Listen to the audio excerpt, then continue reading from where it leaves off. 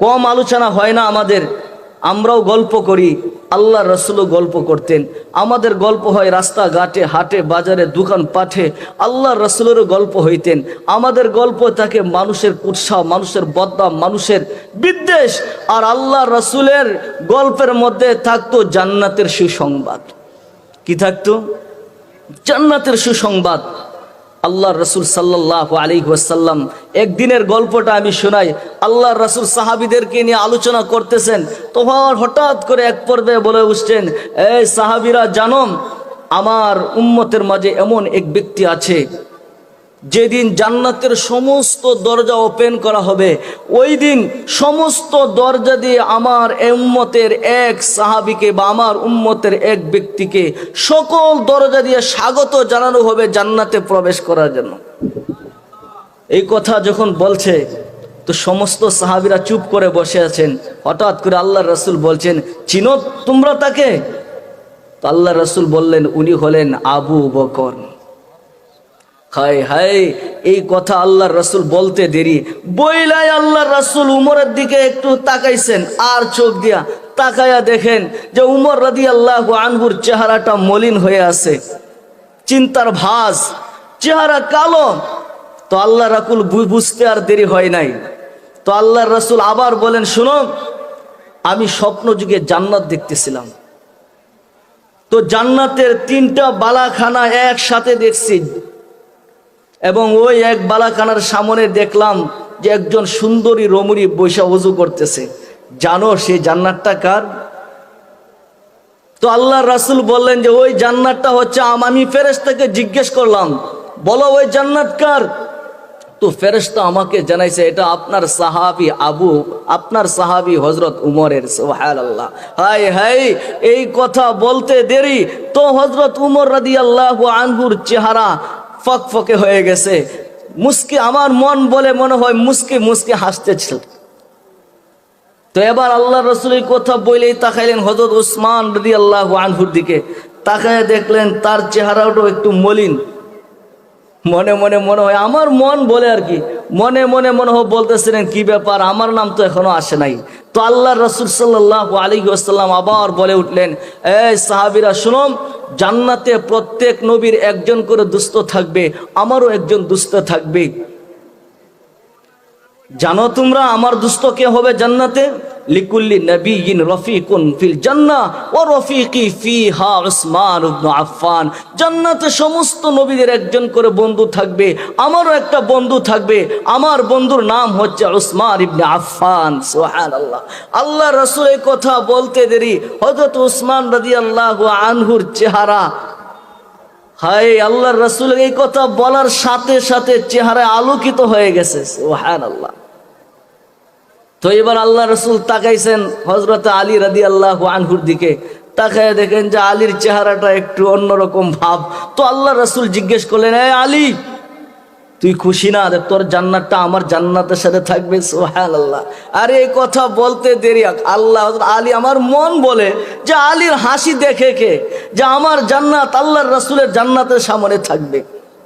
এরপরে আল্লাহ রসুল তাকায় দেখেন হযরত তালহা রাদিয়াল্লাহু আনহু ও হযরত জুবাইর রাদিয়াল্লাহু আনহু দুজনের মাথা নিচু। আমার মন বলে কি জানেন?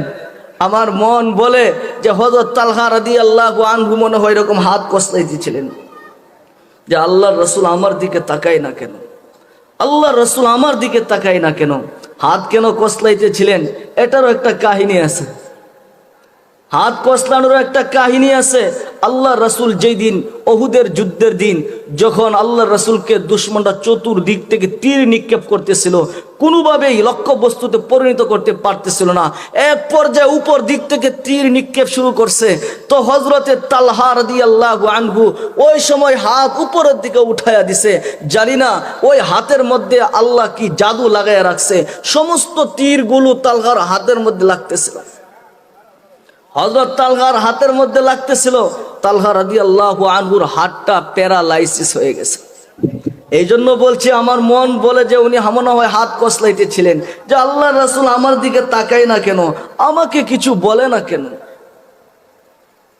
হযরত জুবাইর কেন তালহা রাদিয়াল্লাহু আনহু চাইলে আল্লাহর রাসূল এমন একজন ডাক্তার, যার মতন ডাক্তার পৃথিবীর বুকে আসে না আর কোনোদিন আসবেও না। তালহা রাদিয়াল্লাহু আনহু চাইলে হাত ভালো করতে পারতেন। আল্লাহর রাসূলকে বলতে দেরি তার হাত ভালো হইতে দেরি হইতো না। কারণ আব্দুল্লাহ ইবনে আতিক রাদিয়াল্লাহু আনহু আল্লাহর রাসূলের দুশমন আবু রাফেকে হত্যা করে যখন নিচের দিকে নামতেছিলেন, যখন নিচের দিকে নামেন তখন সিঁড়িদের মধ্যে পড়ে পা ভেঙে গেছে। তো উনি আল্লাহর রাসূলের কাছে আয়েশা বলছেন, ইয়া রাসূলুল্লাহ আমার পা ভালো করে দেন। তো আল্লাহ রাসূলের কাছে আয়েশা শুধু বলছে, আল্লাহ রাসূল হাত বুলাইতে দিয়ে তার পা ভালো হইতে দেরি হয় নাই। আরেকজন সাহাবী আছে, তো ওই সাহাবীর তীরে লেগে ওনার চোখ পড়ে গেছে। তো উনি চোখ হাতে করে উঠায় দৌড়ায় আল্লাহ রাসূলের কাছে নিয়ে আসছে। ওই জামানায় তো ক্লিনিক আর হাসপাতাল ছিল না, হাসপাতাল থাকলে হাসপাতালে যাইতো। আল্লাহর রাসূল যেহেতু শ্রেষ্ঠ ডাক্তার আছেন, কার কাছে যাবেন বলেন? হ্যাঁ, আল্লাহর রাসূলের চাইতে বড় কোনো ডাক্তার আছে পৃথিবীতে কোনোদিন আসবে?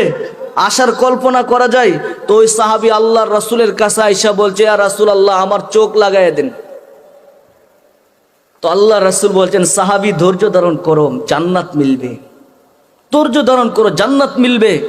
তো ওই সাহাবী বলছে, ইয়া রাসূলুল্লাহ আরে আমার চোখ দিয়ে আল্লাহ আমাকে জান্নাত দিতে হবে, আল্লাহ আমার চোখ দিয়ে কি করবে? আরে চোখের কি দরকার, আমি শুধু আমার চোখও চাই জান্নাতও চাই। সুবহানাল্লাহ, আমি আমার চোখও চাই জান্নাতও চাই। তো আল্লাহ রাসূল সাহাবীর চোখে লাগাই দিছেন, চোখ নিয়ে দোয়া করছেন, আগের চাইতে ভালো হয়ে গেছে। সুবহানাল্লাহ। এমন একজন ডাক্তার থাকা সত্ত্বেও হযরত তালহা রাদিয়াল্লাহু আনহু আল্লাহর রাসূলের কাছে গিয়ে বলেন না যে, ইয়া রাসূলুল্লাহ আমার হাতটা একটু ভালো করে দেন। আমার মন কি বলে জানেন? হযরত তালহা রাদিয়াল্লাহু আনহু মনে হয় মনে মনে ভাবতেছিল, আয় আল্লাহ আমি তো অবশ্যই কয়েকদিন পরে হয়তো মারা যাব। আমি যখন মারা যাব আর আল্লাহ যখন আমাকে জিজ্ঞেস করবে, তালহা কি নিয়ে আসছিস এবার দেখা, আমার মন বলে তালহা রাদিয়াল্লাহু আনহু ওই সময় বলবে, আয় আল্লাহ কিছুই নিয়ে আসতে পারি নাই, কিন্তু এই আমার হাত পরীক্ষা করে দেখেন, আপনার হাবিবকে রক্ষা করতে গিয়ে আমার হাত প্যারালাইসিস বানায় নিয়ে আসছে। ওই হাত দেখায় মনে হয় জান্নাতে যাবে। এই জন্যই মনে হয় হাত কোনো সময় ভালো করেন নাই। তো তালহা রাদিয়াল্লাহু আনহুর চেহারা মলিন, নিচের দিকে তাকানো। হযরত আরেকটা কথা হয়তো ভাবতেছিলেন, আল্লাহ রাসূল উহুদের যুদ্ধে হযরত তালহা রাদিয়াল্লাহু আনহুকে উপাধি দিয়েছিলেন তালহাতু খায়রু উহুদ, তালহা উহুদের বীর শ্রেষ্ঠ। কোন যুদ্ধে যখন কেউ বীর বাহাদুরি দেখাইতে পারে তখন তাকে উপাধি দেওয়া, এটাও আল্লাহর রাসূলের একটা সুন্নত।